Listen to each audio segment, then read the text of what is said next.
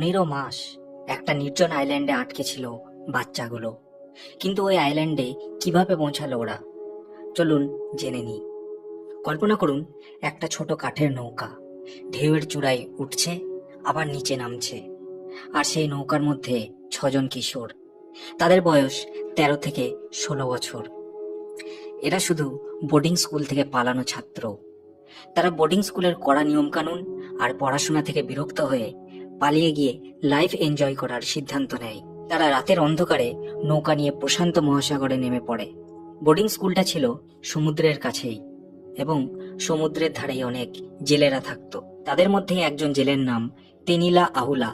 সেই ব্যক্তি ওই ছাত্রদের সাথে খুব বাজে ব্যবহার করত, তাই ছাত্ররা তারই নৌকা চুরি করার সিদ্ধান্ত নেয়। ছাত্ররা খুব ভালোভাবেই জানতো যে তাদের সফর সহজ হবে না। একদিন সন্ধ্যাবেলা তারা নৌকা নিয়ে বেরিয়ে পড়ে। তারা সঙ্গে করে কয়েক ডজন কলা, কিছু নারকেল এবং একটা গ্যাস বার্নার নিয়ে নেয়। এভাবে সমুদ্রে গেলে কি হতে পারে সেই সম্বন্ধে কোনো আইডিয়া ছিল না তাদের। ওরা ভেবেছিল যে ওদের সামনে পুরো সমুদ্র আছে, সমুদ্র থেকে মাছ ধরে খেয়ে নেবে, তাই তারা নিজেদের সাথে বেশি খাবার নিয়ে আসেনি। প্রথম প্রথম বাচ্চারা এনজয় করতে করতে এগিয়ে যাচ্ছিল, কিন্তু তারা জানতো না আগামী 15 মাস তাদের সাথে কি কি হতে চলেছে। রাত হওয়ার পর সব বাচ্চারা ঘুমিয়ে পড়ে। এরপর আরো রাত বাড়লে বাতাস জোরে বইতে শুরু করে, আকাশ কালো হয়ে যায়, বড় বড় ঢেউ উঠতে শুরু করে। এর ফলে বাচ্চাদের ঘুম ভেঙে যায়। তারা নৌকা সামলাতে লেগে পড়ে, কিন্তু তাদের অনেক চেষ্টা করার পরও নৌকা কন্ট্রোল করতে পারেনি। 8 দিন ধরে হাওয়ার দিশা তাদের অনেক দূরে নিয়ে যায়। বাচ্চারা বুঝতে পারছিল না তারা কোন দিকে বয়ে যাচ্ছে। তাদের কাছে ম্যাপ ছিল না, কম্পাসও ছিল না। হাওয়া আর ঢেউ ওদের যেদিকে নিয়ে যাচ্ছিল সেখানে ওদের চুপচাপ যেতে হচ্ছিল। সঙ্গে থাকা খাবার অনেক আগেই শেষ হয়ে গেছিল, এমনকি সাথে থাকা জলও শেষ হয়ে গেছিল। কিন্তু বৃষ্টি হলে নারকেলের টুকরোতে বৃষ্টির জল জমা করে পান করত তারা। তারা হাতে করে মাছ ধরার চেষ্টা করত, কিন্তু তারা একটাও মাছ ধরতে পারেনি। 8 দিন পর দিগন্তে দেখা গেল কালো পাহাড়। ওটা ছিল এটা আইল্যান্ড। এখানে কোনো মানুষ আসতে চায় না, কারণ এখানে কোনো সৈকত নেই, নামার পথ নেই। বাচ্চারা ভাবে যেভাবেই হোক এই আইল্যান্ডে নামতে হবে। এর মধ্যে নৌকাটা একটা বড় পাথরে ধাক্কা মারে। ধাক্কাটা এত জোরে ছিল যে নৌকা ভেঙে চুরমার হয়ে যায়। কিন্তু ধাক্কা লাগার আগেই সব বাচ্চারা সমুদ্রে ঝাঁপিয়ে পড়ে, তাই বাচ্চাদের কোনো ক্ষতি হয়নি। তারা ক্লিফ বেয়ে উপরে উঠতে শুরু করে। তাদের হাত ছিঁড়ে যাচ্ছিল, নখ ভেঙে যাচ্ছিল, তবুও তারা অনেক কষ্টে উপরে উঠতে সফল হয়। উপরে উঠতেই তারা প্রথমবার বসে কাঁদে, কারণ তারা সবাই বেঁচে ছিল। এরপর তারা আইল্যান্ডটা ঘুরে দেখে কোনো মানুষ আছে কিনা, কিন্তু আইল্যান্ড খুব ছোট হওয়ায় কয়েক ঘন্টার মধ্যে পুরো আইল্যান্ড ঘুরে ফেলে। সাহায্যের কোনো আশা দেখতে না পেয়ে তারা ক্লান্ত হয়ে একটা বড় পাথরের নিচে বসে পড়ে। পরদিন তারা দ্বীপের মধ্যে আগের বাসিন্দাদের চিহ্ন পায়। একটা পুরনো কুয়োর কাছে ভাঙা বাসনপত্র পড়ে থাকতে দেখে। এটা তাদের মনোবল বাড়ায়। তারা ভাবে মানুষ এখানে বেঁচে ছিল, আমরাও পারবো। তারা গাছের ডাল ভেঙে ছাউনি বানায় রাতে ঘুমানোর জন্য। এই আইল্যান্ডে অনেক সামুদ্রিক পাখি আসতো। ওই সামুদ্রিক পাখি ধরেই কাঁচা খেয়ে নিত তারা, কারণ আগুন জ্বালানোর কোনো উপকরণ তাদের কাছে ছিল না। তারা বিভিন্ন পাথরের টুকরো নিয়ে আগুন জ্বালানোর চেষ্টা করত, কিন্তু তাতে কোনো লাভ হতো না। পাখি ধরে খেয়ে খিদে তো মিটে যেত ঠিকই, কিন্তু আসল সমস্যা ছিল জলের। তারা পাখিদের রক্ত পান করে নিজেদের তেষ্টা মেটাতো।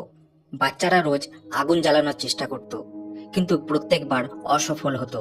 ওরা জানতো আগুনের মহত্ব। আগুনই ওদের বেঁচে থাকতে এবং বিপদ থেকে উদ্ধার হতে সাহায্য করবে। বাচ্চারা কখনো কখনো কাউকে না জানিয়ে জঙ্গলের ভেতর চলে যেত, লুকিয়ে কান্নাকাটি করে আবার ফিরে আসতো। ফিরে এসে এমন ভান করত যেন কিছুই হয়নি। কখনো কখনো ওদের মধ্যে ঝগড়াও হতো, কিন্তু পরে ওরা নিজেদের মধ্যে আলোচনা করে ঝগড়া মিটিয়ে নিত। প্রায় 6 মাস পর এদের মধ্যে একজন আগুন জ্বালাতে সফল হয়। রোজ পালা করে একজন ওই আগুন পাহারা দিত, যাতে আগুন নিভে না যায়। একদিন পাখি ধরতে গিয়ে একজন পা পিছলে অনেক নিচে পড়ে যায়। সাহায্যের জন্য সে খুব জোরে চিল্লাতে থাকে। চিৎকার শুনে বাকি সাথীরা এসে দেখে ওর পা ভেঙে গেছে। ছেলেরা ওকে ধরে ছাউনিতে নিয়ে আসে। ওখানে ওরা কিছু ডালপালা আর লতাপাতা দিয়ে পা ঠিক করার চেষ্টা করে। সবাই মিলে ঠিক করে যে যতদিন না ওর পা ঠিক হচ্ছে ততদিন ও রেস্টে থাকবে, ওকে কোনো কাজ করতে দেওয়া হবে না। প্রত্যেকদিন বাচ্চারা আইল্যান্ড এক্সপ্লোর করতে বেরিয়ে পড়তো। এই আশাতে যে এমন কিছু না কিছু পাওয়া যাবে যা ওদের বেঁচে থাকতে সাহায্য করবে। একদিন বাচ্চারা এটা আইল্যান্ডের চূড়ায় ওঠে। আইল্যান্ডের চূড়া ছিল সমতল। সেখানে পৌঁছে তারা দেখে একটা পরিত্যক্ত গ্রামের ধ্বংসাবশেষ। সেখানে বাচ্চারা কিছু শাকসবজির গাছ দেখতে পায় এবং সেখানে ছিল অনেকগুলো মুরগি। এগুলো সবই ওই গ্রামের বাসিন্দারা ছেড়ে গেছিল। ওরা শাকসবজির চারা নিয়ে চাষ করতে শুরু করে। দেখতে দেখতে ওদের কাছে 200-র উপর মুরগি হয়ে গেছিল। ওরা মুরগিগুলোকে মারতো না, ওরা মুরগিগুলোকে পুষতো ডিম খাওয়ার জন্য। ওরা একটা ভেলাও বানিয়েছিল যাতে ওই আইল্যান্ড থেকে বেরোতে পারে। কিন্তু ওই ভেলায় চড়ে প্রায় 1 মাইল যাওয়ার পরে ওদের ভেলা মাঝখান থেকে ভেঙে যায়। এর ফলে ওদের আবার সাঁতরে আইল্যান্ডে ফিরে আসতে হয়। 1 বছর পর তারা রেস্কিউ হওয়ার সমস্ত আশা ছেড়ে দিয়েছিল। তারা এটাই মেনে নিয়েছিল যে বাকি জীবন এই আইল্যান্ডেই কাটাতে হবে তাদের। আর এই জন্য তারা একটা পার্মানেন্ট বাসস্থান বানানো শুরু করে দেয়। তারা সবজির ক্ষেত আরো বড় করতে শুরু করে। তারা নিয়মিত এক্সারসাইজ করত। ওখানে একটা ব্যাডমিন্টন কোর্টও বানিয়েছিল। একদিন আইল্যান্ড এক্সপ্লোর করতে করতে তারা মানুষের হাড় দেখতে পায়। ওরা ভেবেছিল হয়তো আগে যারা এখানে আটকে পড়েছিল তাদের হাড়গোড় হবে হয়তো। ওরা ওই হাড়গোড়গুলো নিয়ে ভালো করে কবর দিয়ে শেষকৃত্য সম্পন্ন করে। অপরদিকে এক ব্যক্তি যার নাম পিটার ওয়ার্নার, সে অ্যাডভেঞ্চার করতে বেরিয়েছিল। পিটারের হবি ছিল মাছ ধরা। এজন্য নিজের স্বপ্ন পূরণ করতে সে শিপ নিয়ে অ্যাডভেঞ্চার করতে বেরিয়ে পড়ে। মাছ ধরে পিটার বাড়ি ফিরছিল। ফেরার সময় সে এটা আইল্যান্ডের পাশ দিয়ে যাচ্ছিল। সেই সময় পিটারের ক্রুমেট এটা আইল্যান্ডে মানুষের আওয়াজ শুনতে পায়। পিটার প্রথমে বিশ্বাস করতে চায়নি, কারণ এই আইল্যান্ডে কোনো মানুষ থাকে না। কিন্তু কেউ আছে কিনা দেখার জন্য পিটার ওই আইল্যান্ডের কাছে যাবে বলে ঠিক করে। আরো কাছাকাছি যেতেই পিটার আইল্যান্ডে ধোঁয়া দেখতে পায়। সে বুঝতে পারে যে এখানে কেউ না কেউ তো আছেই। তবুও সে আইল্যান্ডের খুব কাছে যায়নি, কারণ সে নিজের শহরে এমন অনেক কাহিনী শুনেছিল যে এই ধরনের আইল্যান্ডে জেল থেকে পালানো কয়েদিরা থাকে। ওই 6 বাচ্চাদের মধ্যে একজন পিটারের বোট দেখতে পায় এবং বাকি সাথীদের খবর দেয়। খবর শুনে বাচ্চারা সবাই জলে ঝাঁপ দেয় এবং সাঁতরে শিপের কাছে পৌঁছে যায়। শিপে উঠে তারা পিটারকে সব ঘটনা খুলে বলে। প্রথমে পিটার ওদের কথা বিশ্বাস করেনি। পিটার রেডিওর মাধ্যমে টোঙ্গা আইল্যান্ডে মেসেজ পাঠায়। 20 মিনিট পর রেডিওতে মেসেজ আসে। মেসেজে বলা হয় যে এ তো চমৎকার হয়ে গেছে। সবাই ভেবেছিল যে বাচ্চারা আর বেঁচে নেই, বাচ্চাদের শেষকৃত্য সম্পন্ন করা হয়ে গেছে। এরপর পিটার বাচ্চাদের নিয়ে টোঙ্গা আইল্যান্ডে ফিরে আসে।